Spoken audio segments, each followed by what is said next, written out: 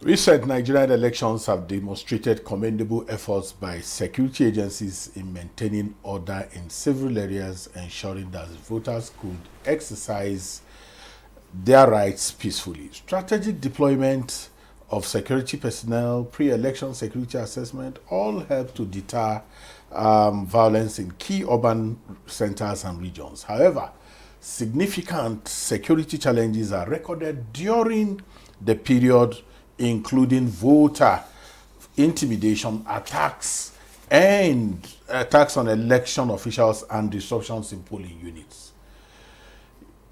Reports of security agencies failing to prevent violence, as well as allegations of complicity in electoral malpractice, further deepened concerns about election security. As Nigeria prepares for future elections, it is crucial to assess the strengths and weaknesses of the current security framework.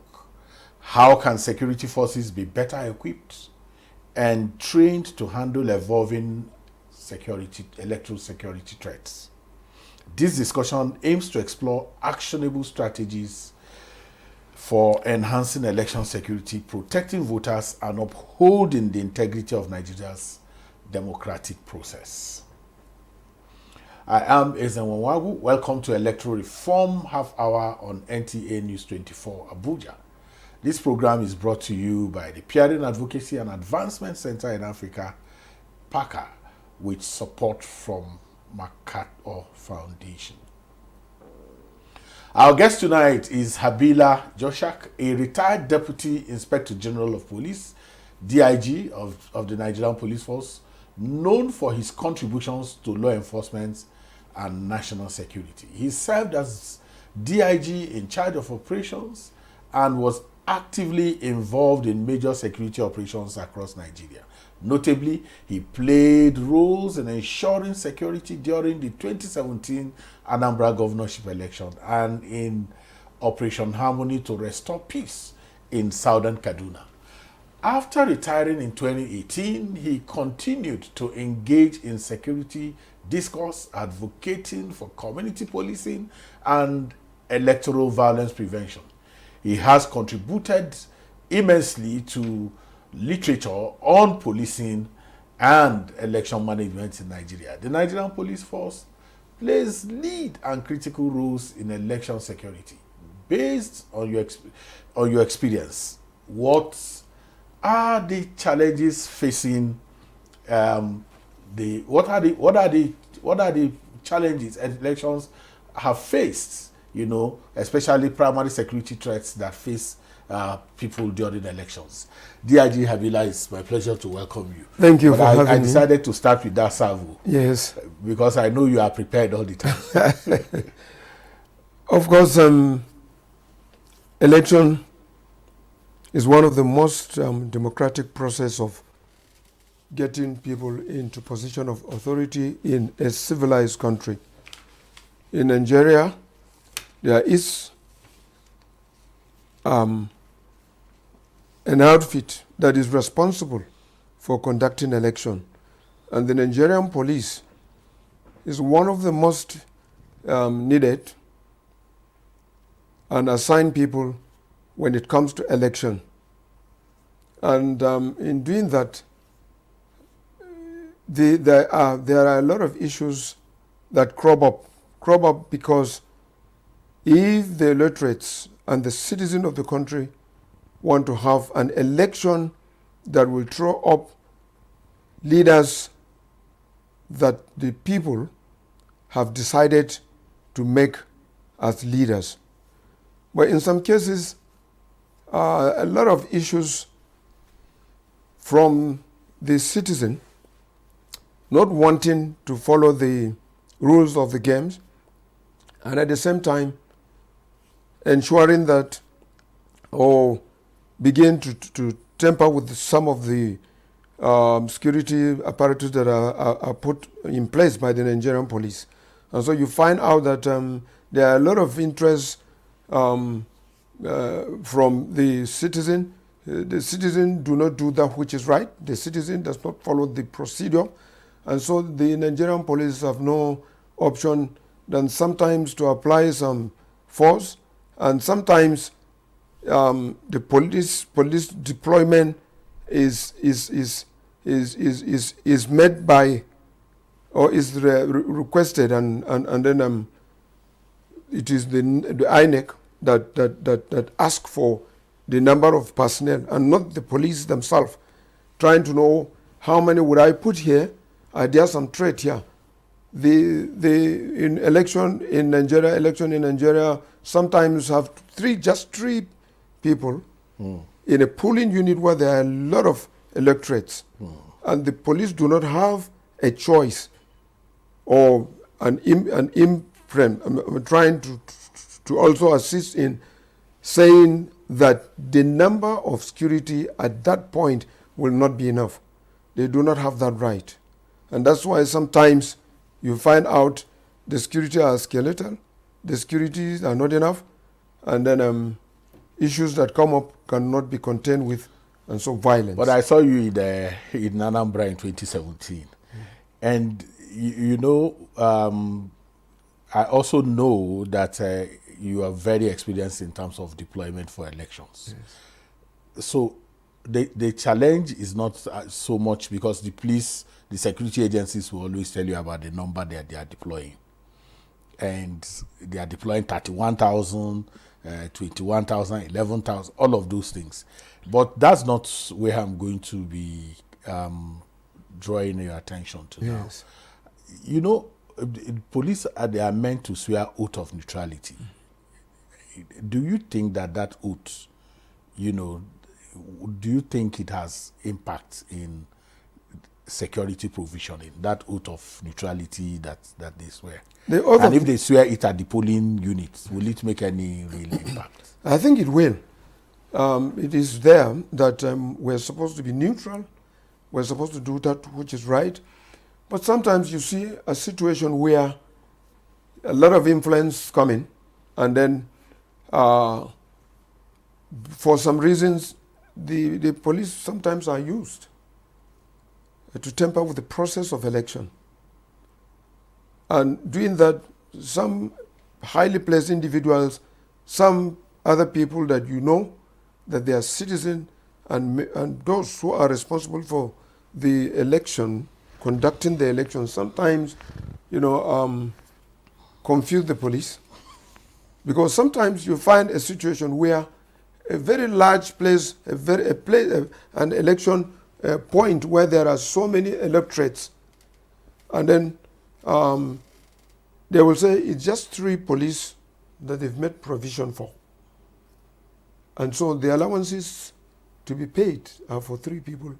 And so they will scale down the deployment. And you don't have the right to say, no, I'm going to deploy that. Even what about the Interagency Consultative Committee on Election Security? Yes. Which, at the national level, the INEC chairman and the IG chairs, I thought those are clearing houses for this kind of conversation that you are having. What was your own experience? Yeah, I was always where the chairman INEC, and sometimes the IG and myself, I'm always with them. And of course, the INEC chairman would accept that we should do that which we know that the election will be credible. But when you get to the field, you are not likely to see that kind of agreement. Sometimes they would just tell you that they just want three policemen, because the allowances and what have you that is made to them at that particular point is 3. And sometimes we said, no, we are not here for allowances and what have you. And they would say, no, 3 people are supposed to be. DIG, you know these things. You have an architecture yes. that puts armed policemen 300 meters away, unarmed policemen or security agents within the presence of the polling unit, and then at the outer architecture you have the military. Yes. So in all of this, the point for me is the continued issue of bias, Yes. which challenges this oath of neutrality. Yes. Where does it come from? You're talking about politicians confusing the police and all of that, but where is the place of professionalism? Yeah. You see, there's a limit to what police or security agencies that are deployed on election day. There are clear responsibilities that has been already, put in place. And one of it, like you said, is you cannot be around the voting point with arms. Yes. And that was why I used my native intelligence, my discretion, to station those policemen that you see out there. I was not told to do that. But I knew that there could be issues. And if after looking at assessing the threats, we put them there, sometimes we are asked to remove them, but we don't. But it was not official. Those people that you saw in a truck waiting were our discretion. So that if there's anything, we can respond. And so we need to revisit the electoral laws and to sensitize people and to tell them that we can't limit the security agencies and others that are responsible when we know that it's likely to tamper with the process. So I know that you rely on risk assessment, Yes. for to identify potential flashpoints and before elections. So intelligence gathering, what are those intelligence gathering mechanisms that help you to, to position your men in the different strategic places, and how effective do you think this intelligence has been? Yes, we in most cases there are people that are willing in all the communities to let you know those Flashpoints. yes, those flashpoints, and the kind of youth and others, politicians, that are ready to throw up anything that will temper the process. Sometimes you go, they tell us. And that's why we have the intelligence people 3 weeks before election, they've gone, and those of them that we know that are likely to constitute a nuisance, those ones we pick. They won't be allowed to vote. We pick those ones. And sometimes it helps us in most cases. I know that you during your time you've warned about the use of money, vote buying, Yes. but it's become more sophisticated than. It became so Yeah. So what? Before we go on a short break, just in few minutes, in Yes. few seconds, Yes. what do you think we can do to curb the menace of vote buying? Oh, no, it's done by the electorate, it's done by the politicians. And if you insist and put a law that can deal with that situation, nobody will have to create a place where on your way to go and vote, you enter, you take the number, you go, you vote, you take the picture of your thumbprint, and you send back to where you got that number. And on your way, there's some money waiting for you. I tried to stop that in Anambra, and I was reported to then the CNC, who called me, and I explained to him, and he said I should do my work. Yes. Okay, we'll go on a short break now. Electoral Reform Half Hour will come back shortly.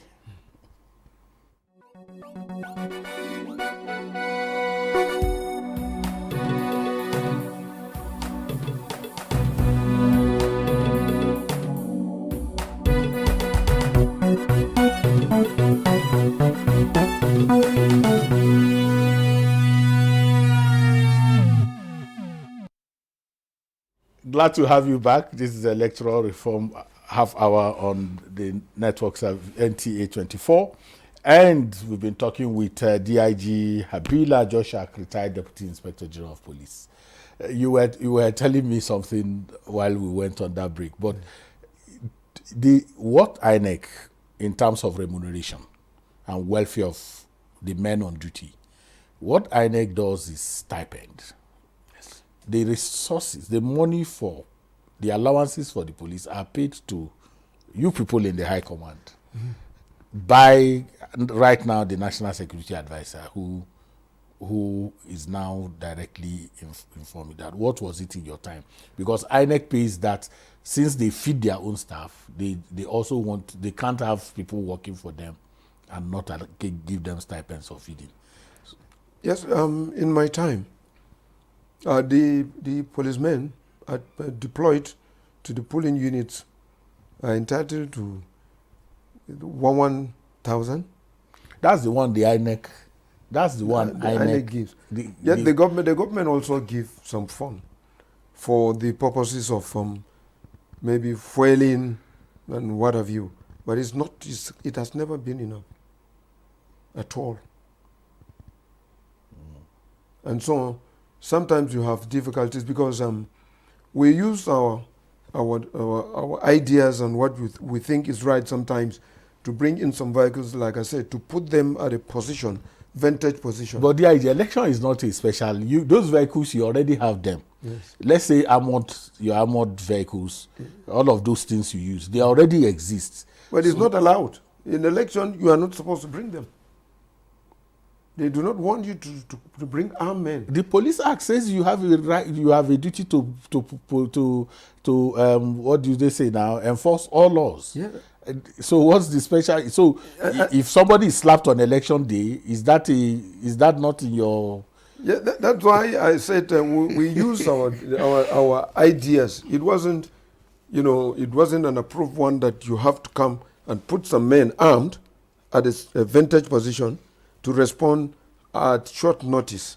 Those ones, a lot of the politicians didn't want that, and they will always complain and report.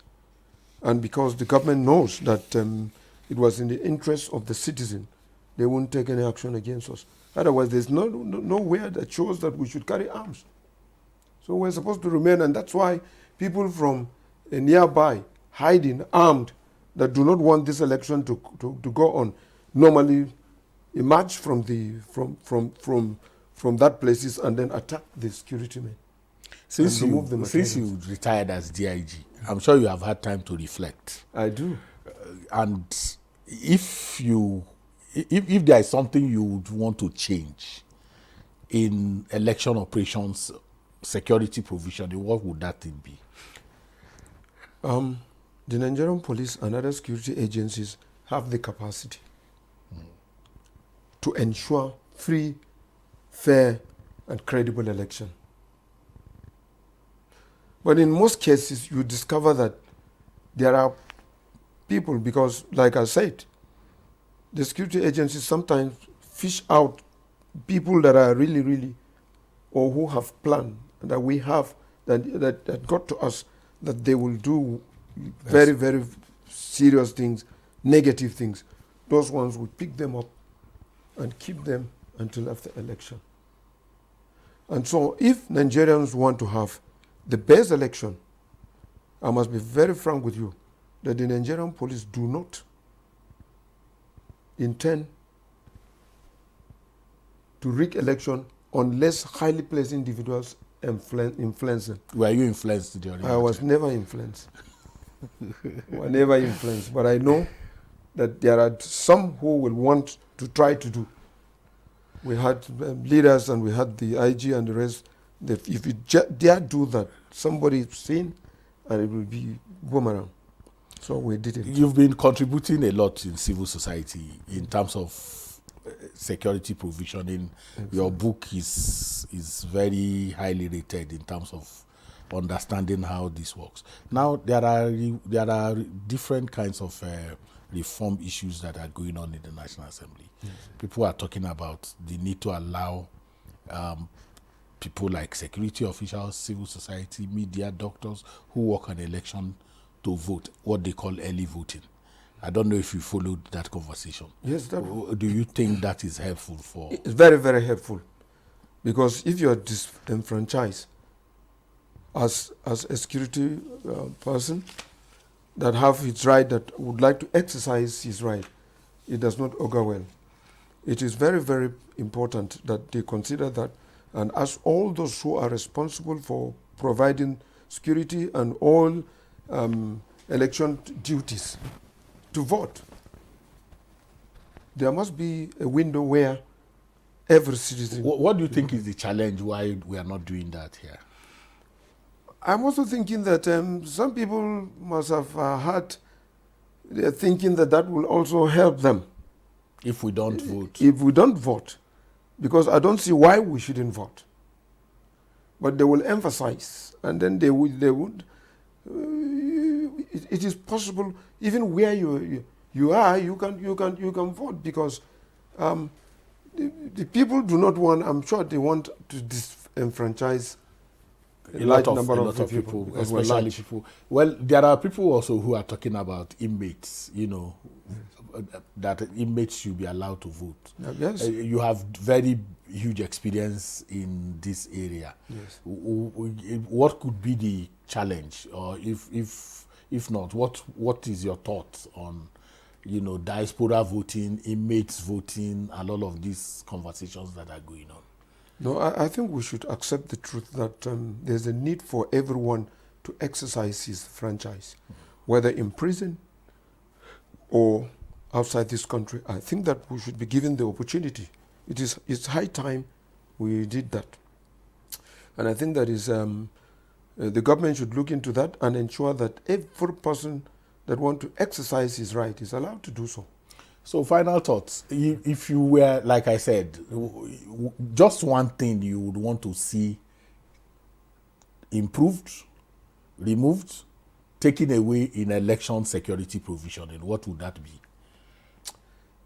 I would recommend that that the violence, I must win, and then sometimes you see highly placed individual, of course, influencing the procedure, and then you see them also, dining and talking and getting too close with those who are supposed to conduct the election, and so it becomes a problem. This is where we wrap up the conversation on the episode of Electoral Reform Half Hour. Very special thanks to the ever young, very old retired DIG Habila Joshak, retired Inspector General of Police. Thank you so very much for your time and contributions on the program. It was a pleasure having you. Thank you for having me, sir. Thank you so very much. Thank you. Electoral Reform Half Hour is brought to you by Peering Advocacy and Advancement Center in Africa with support from MacArthur Foundation. We are live every Saturday at 8:30 p.m. to 9 p.m. with a repeat broadcast every Sunday at 2:30 p.m. Same station. Thank you for watching. I am Ezenwa Wagu.